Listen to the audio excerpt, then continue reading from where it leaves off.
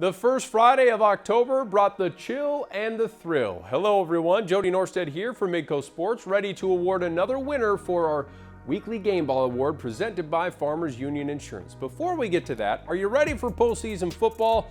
Ready or not, Class 9B playoffs kick off on Saturday, meaning 16 teams are feeling the heat. Win or your season is finished. 8 more teams will enjoy the first round bye as region champs, including defending state champ 𝗕𝗹𝗹𝗰𝗺. In 11B, a few storylines to watch. The 4th and final playoff spot out of Region 1 is up for grabs on Friday as Sargent County plays at Lisbon. If Lisbon wins, the Broncos are in. If Sargent County wins, they have a shot thanks to some tiebreaker scenarios. In Region 2, Carrington plays at Langdon-Edmore Munich. Winner makes the playoffs, loser goes home. Langdon-Edmore Munich, by the way, has 18 postseason wins, including 3 state titles, since the last time they missed the playoffs in 2015. They have been on a ridiculous run. Region 3 and Region 4 each have their 4 playoff teams locked in. It's just a matter of who ends up getting seeded where. Beulah is your Region 4 champ, and Velvet Drink Animus Garrison can lock up Region 3 with a win over Ray Powers Lake on Friday. A loss and things get a little murkier. In the 11AA division, I tweeted out earlier this week, I think the home teams might be locked in for that first round. Cheyenne, Shanley, Mandan, and Davies are your current top 4 in the QRF. The only scenario where I could see a change is if Mandan loses to both Shanley and Cheyenne, they'd finish 6-3. And if Minot beats Williston and West Fargo to close, the Magi would be 6-3 too, including the heads-up win over the Braves. So keep an eye on that. In 11A, with the win over second-ranked Jamestown on Friday, Valley City has pretty much secured the #1 seed in the playoffs. Congrats to them. Red River is currently second in the QRF and has a bye this week before closing out the season at Dickinson. Jamestown and North currently 3 and 4 in the QRF. Remember, they play one another in the regular season finale, which will probably be a huge game. South is an interesting one. The Bruins are 4 and 3. But all 3 losses have come courtesy of 11AA opponents, the division above. They get Wahpeton and top-ranked Valley City to close. One quick message to all the players who had to take off the pads for the final time last week with their seasons ending. I know it sucks, but the memories you made are ones you will cherish for a lifetime. I guarantee it. I had so much fun playing high school football. It's been a couple of decades since, but it was a blast. Same goes for the rest of the players that'll reach that same fate over the next handful of weeks. Remember those memories. All right, to the top performers list we go. Shiloh Christian's passing game continues to look sharp. Joey Desir is having an outstanding season at QB, another 300-yard game through the air with 5 total touchdowns, but he's been on this list a few times already, so we're giving his wide receiver the love. Derek Even made the most out of his 4 catches, racking up 172 yards and 2 touchdowns. Shiloh finishes the regular season against Killdeer. We had a lot of great receiving games on Friday. Here's another. Against the #1 team in the state, Shanley's 𝗕𝗺𝗃𝗃 Hakim caught 5 passes for a whopping 204 yards and 1 touchdown. When the offense needed a big play, it was Hakim delivering. His lone touchdown was actually thrown by Sam Oshek on a trick play. Hakim averaged 40 yards per catch as the Deacons knocked off top-ranked Davies in an instant classic 42-35. The big game helped him land an offer from the MSU Moorhead Dragons this past week as well to play football. Boy, was 𝗕𝗹𝗹𝗰 happy to have this guy back. After missing the past 2 games with injury, senior quarterback Anthony Hansen returned for the top-ranked Lobos and went off for 6 touchdowns to lead LLM to a win over Wyndmere-Lidgerwood for the region title. Hansen completed 17 of his 22 passes for 200 yards and 4 scores, while also rushing into the end zone for a pair of touchdowns. The top-ranked team in 11A is Valley City, and there is no doubt about it after the Highliners dominated second-ranked Jamestown 34-6 Friday. Ethan Miller is probably deserving of this list, but you'll find him vying for our Extra Credit Play of the Week title on Instagram for this wild Hail Mary touchdown catch that he hauled in just before halftime. Instead, I present you Aiden Jacobson, who caught 4 passes for 52 yards, but did more of his damage on special teams and defense. Check out this 72-yard kickoff return for a touchdown. Unfortunately, you don't get to see the start of it because I pressed the record button a little late. So he looks exhausted after this play. Take a look at him. But on the ensuing Jamestown series, Jacobson, off the deflection, snatches the ball out of the air for one of his 2 interceptions.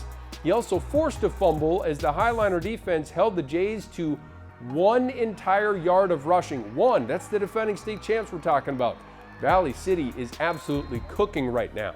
And speaking of cooking, I feel like North Prairie has been a crock pot this season. Stick with me here. They've been quietly sitting in that 5th spot in the polls for much of the season. All the ingredients have been having time to mix together. We're starting to kind of get the smells here and there, and now that it's the postseason, they're about to rip that lid off and start eating. That's what Nick Mears did on Friday in the region championship game against Four Winds. Mears passed for 3 touchdowns. He rushed for 3 touchdowns. Look at these explosive plays all over the field. And all of this was done for him before halftime, so he could run back to the crock pot to put the lid on it and save some more for the playoffs. And now I'm all hungry. Beulah made sure to feed Mason Melmer in the Region 4 championship game. Melmer rushed for 266 yards and 3 touchdowns on 29 carries, and the Miners needed every bit of it as they outlasted Trinity, the second-ranked team, in 11B, dealing the second-ranked Titans their first loss of the season, 38-35. They've been flying under the radar all season, but here come those Jim Dooley-led Miners. Well, Red River has had a meteoric rise up the rankings this season, and it's because a bunch of players have stepped up. On Friday night, it was Logan Oakstead's turn.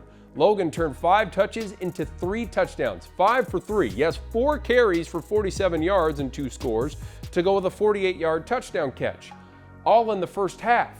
The Rough Riders had their way with Horace, who continues to search for win number 1. I've been told there's an Oaks helmet coming my way, so that's pretty exciting. Now, just an open invitation to other coaches and teams. If you want your team represented on Varsity Sports Live, send a helmet our way. I think we have around 40 of them right now. Well, Adler Paper was looking good in the Oaks lid on Friday night. The senior receiver made 5 catches for 195 yards and 3 touchdowns, providing a huge jolt for the offense in the win over Lisbon.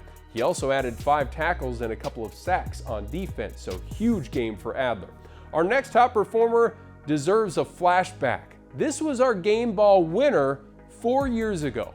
We found numbers that we thought were misprints because they were so good.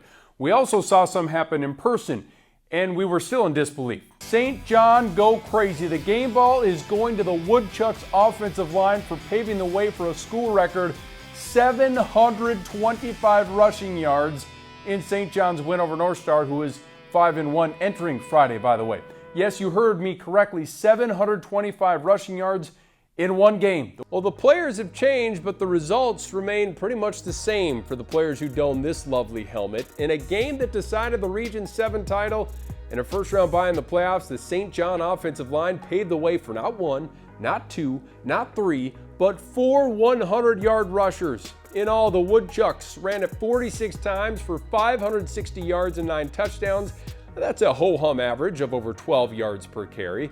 Let's give these O-linemen some love. Isaac Charbonneau, Caden Belgard, John Leonard, Cyril Counts, and Ethan Ducato. Weston Eno led the team with 174 yards rushing and 3 scores in the 70-44 win over West Hope Newburgh Glenburn. Impressive stuff from St. John. Sticking in 9-man, North Star's Garrett Westland continues to build on his impressive season. He put it in high gear against Benson County, rushing for 305 yards and 4 touchdowns on 30 carries. North Star is playoff bound and will host Larimore on Saturday afternoon. All right, so that's a wrap for our top performers, but there's one last player to spotlight. Who's getting this game ball? I'll tell you who. Our Midco Sports Game Ball winner, sponsored by Farmers Union Insurance, is senior running back and linebacker from Fargo North, Peder Haugo. The Spartans were in a grinder of a game against Devil's Lake, trailing the Firebirds 23-17 early in the third quarter when Haugo said, "That's enough." He kicked it into high gear and scored 3 consecutive touchdowns, leading the 5th-ranked Spartans to a 45-23 win. Haugo ended up with 245 yards and 5 touchdowns, not to mention 5 tackles and a sack on defense. In the process, the senior ran his season total to 17 rushing touchdowns, setting a new single-season record at Fargo North. And just remember, he still has 2 games left of the regular season and playoffs to go. So congrats to Peder and the rest of the Spartans on a game ball winning performance. Thanks for watching, everyone. We'll see you on Varsity Sports Live Friday night at 10:30.